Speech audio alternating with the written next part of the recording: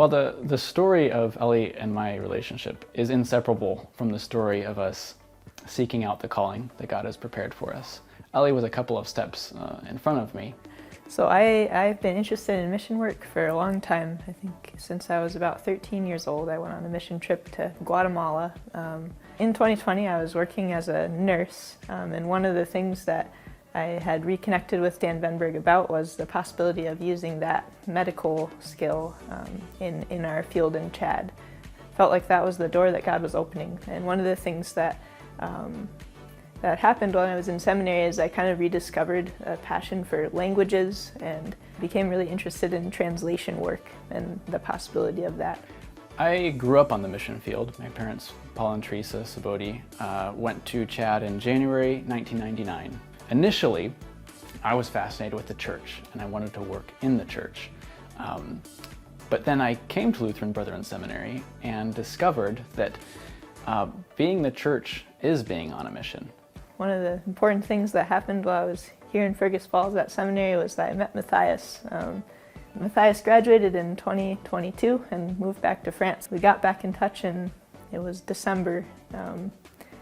He was going on a trip in January to kind of discern that calling. And kind of all of this started falling together at the same time. Going to Chad, talking to missionaries there about their work, having conversations with Dan Venberg, and then finally beginning to talk quite seriously with Ellie about her passion for mission and the possibility of perhaps joining her in that calling.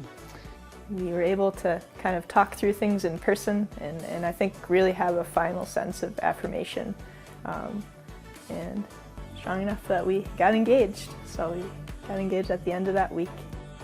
I think we are just hyper aware that we've been given to each other for a very specific task. Those things are inseparable.